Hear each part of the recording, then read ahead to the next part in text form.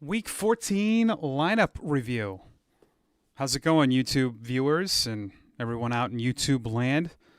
This is a Tuesday. We try to do this and break down my lineup from the week before. Like to go over lineups. We'd like to get your input. You like you to see my OBS screen. Thanks to all the subscribers. We've had a lot of new subscribers. Want to thank 14 Personnel as well.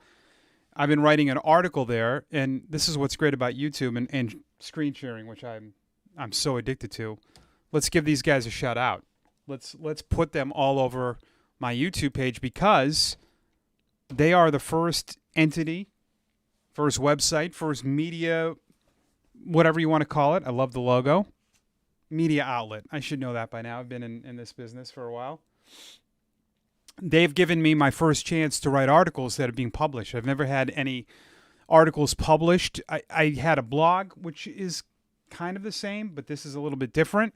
And these guys are terrific. And I'm doing things for them.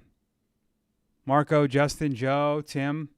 Never met these guys. We talk on Slack and we talk on Twitter. And a lot of good, it's hard during COVID to say like that good things have come from certain areas. This is one of them. I've gotten to meet a lot of DFS players and become friends with them, and I think that's great. And I'm hoping that we're able to build on this, and then someday I can say that I started at the beginning, and this is a startup, and I love being part of it.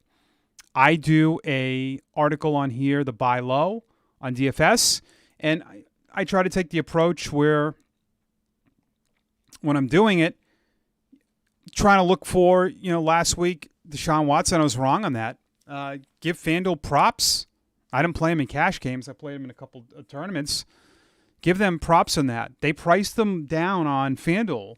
And, Mitch Trubisky was the play, but Watson was still low owned and really another touchdown, and he probably gets value.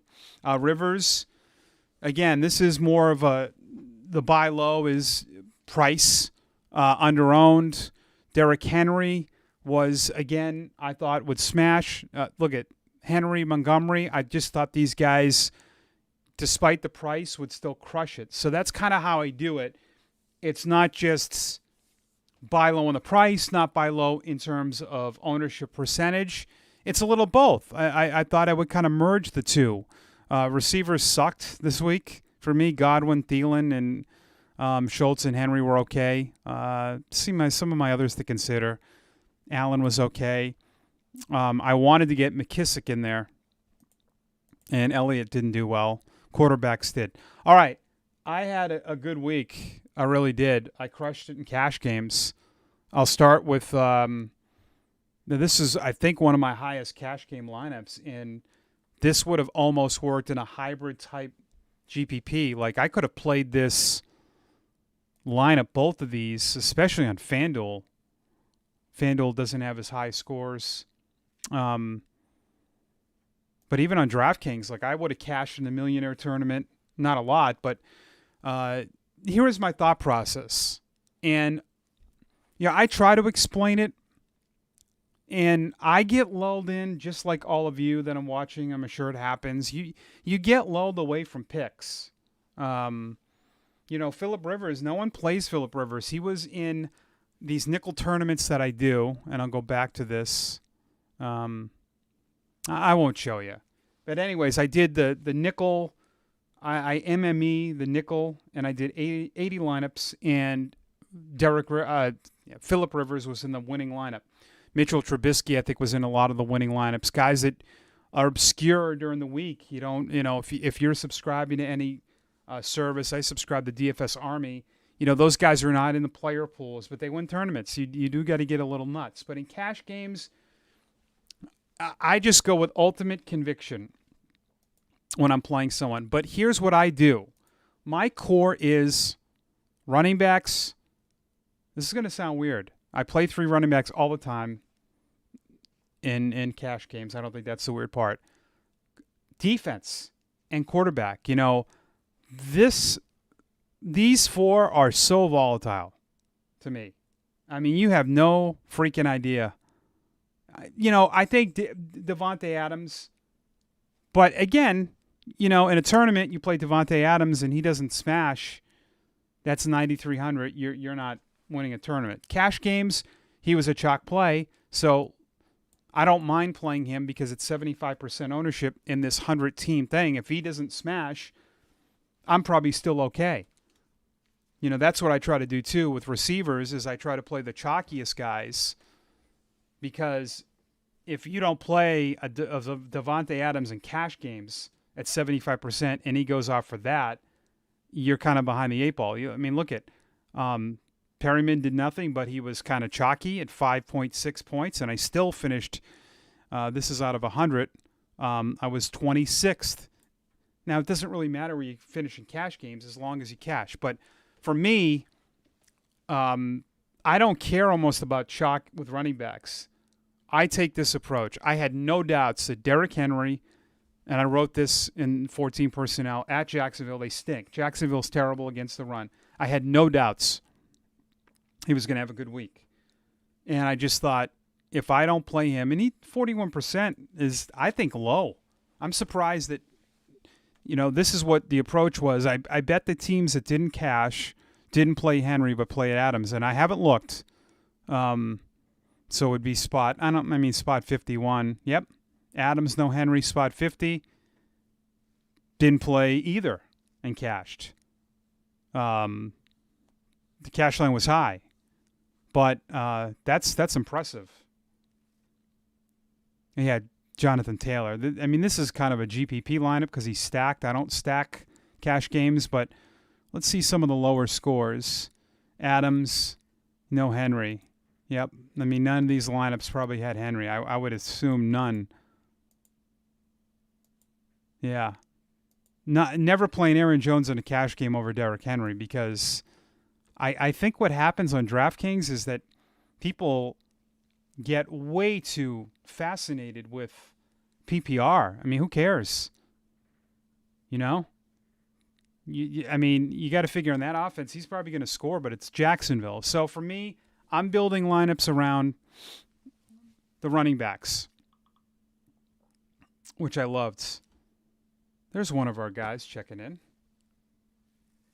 Justin on 14 personnel on Slack. I love that. But and my core was I just had no doubts with these two. Montgomery, Henry. I wanted some value to pay for Adams because I knew Adams was chalk. And right where I saw Washington chalk at 4,000, I just knew that I thought Henry would be higher owned. So I thought I'm definitely getting with Washington and Montgomery. It's going to allow me to play Henry and Adams, and that's what I wanted to do. I wanted to play these two guys. I had no doubts. And actually, I had no doubts on Henry, Adams, Montgomery, Herbert, and the Cowboys. The Cowboys, to me, was the easiest cash game defense to play of the year. I know that sounds dramatic, but Cincinnati had averaged 10.5 points. They looked god-awful with their backup quarterback, and I just figured at the price, this is a absolute lock. Dallas, a favorite against a bad offense at 2,400. So that's how you get to guys that some of the guys you pay up for, but the guys that you want. And you do have to, there's a process to this. I wanted Adams and Henry, but to get to those two guys, you're going to have to play some cheap players. But you can't just throw anyone in there. And my feeling was, okay, some value opened up. I knew Herbert would be low owned, and at 6,800, I thought he can throw 50 times. He was cheap for me. I love that quarterback. But to get to these two guys, I needed a path. And this was a lock. The Cowboys was a lock, and that enabled me to get down in price. But still, I needed more lower prices. So what happened? I saw Washington chalk. I saw Perryman would be chalk. And I said, half the field's going to have these two guys. That's going to allow me to get to Adams, Henry, Herbert. The hell with it. And Montgomery, because even at 6,500, once you go 87, and this is how I started building. I go Herbert, Henry, Adams, Montgomery, and I had the Cowboys. But then it's like, oh, geez, I really had to pay down, for 4 spots. And if you look at the average, of my 4 spots, let's see what we have here. Because those are the guys I plugged in first. You have Washington at 4,000, Perryman at 3,900, QT 5,000, and Thomas divided by 4. So look at that. I had to get to that. That was what I had as an average salary once I plugged in Herbert, Henry, Adams, Montgomery. And you know what? This a little bit's kind of like a GPP lineup too, but here's where it's not. 75%. Again, in cash games, you want to be with the field. GPPs is the opposite. So I didn't mind playing a $4,000 player that was going to be 53% owned. And if you look at it, none of those guys really did anything except the Cowboys. They were 51% owned. They were kind of a chalky defense. But Logan Thomas, okay. I got my 10. I got my 10 from Kuti. He did score. But Perryman did nothing, and Washington did nothing. But they enabled me to get the guys I wanted. All right? So I think you do, play the guys you want.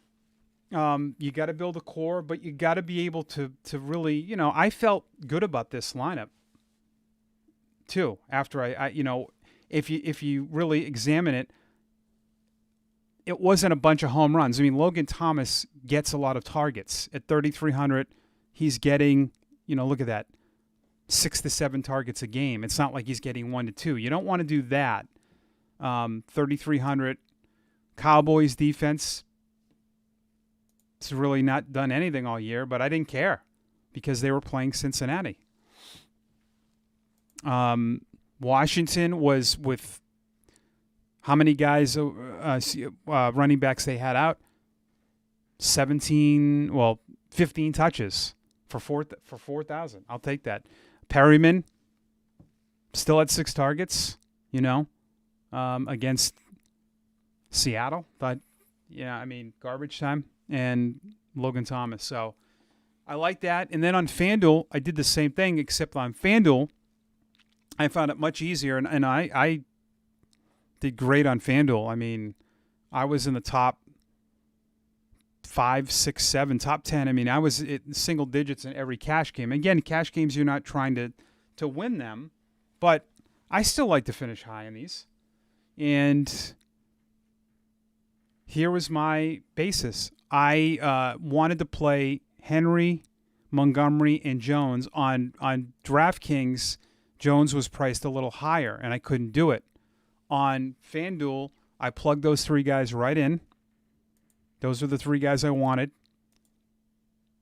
I wanted Adams, which was my 4th. But then after that, in the Cowboys, that was my 5th. Those were my 5 guys that I knew that I had no doubts. So after that, it got a little bit hairy for me. And I actually was sweating this a little bit because I didn't love this play, but I liked the price. And look at the, in cash games, I don't think it's awful sometimes to be at a low-owned quarterback either. I still think you pay down. I know Mahomes was, top. That's a great lineup that this guy put together. But I still think he had 2 more points than Taysom Hill at $1,200 more dollars. That's the problem with quarterbacks is the variance. There's a big difference between Derrick Henry at 9,600 and, someone 1,200 less could have 5 points. With quarterbacks, they're all in the same area code at times. Mahomes did throw 3 interceptions, but Hill actually got off to an awful start, and I was in the 40s and almost out of the cash line. So I was starting to sweat this. But was my thinking. Again, no doubts on Montgomery. Houston cannot stop the run. That's why I played him. Henry against Jacksonville. I mean, to me, I thought these were layups this week. And I was surprised, especially on FanDuel, that people, and I'm not saying I'm smarter, but I thought that there was a lot of steering in the direction. I thought that a lot of experts were really good on this. I mean, this is really, for me, Montgomery has been playing great, but Houston is god-awful against the run, and this game's home. And look at his 73%. And if you have ownership projections, use them to your advantage, which I do. And I get those. And I saw this, and I said, I was going to play him anyways, and then once I saw that, I'm like, that's great. And Derrick Henry, not too chalky, less than 50%, but Jacksonville, go back to last year, they have these Fantasy Labs has it. Their numbers against running backs is unreal. Like, it is historically bad. So I think that was, to me, pretty easy. So, Montgomery, Henry, and then the reason I played Ronald Jones is I found out near lock that Fournette's inactive.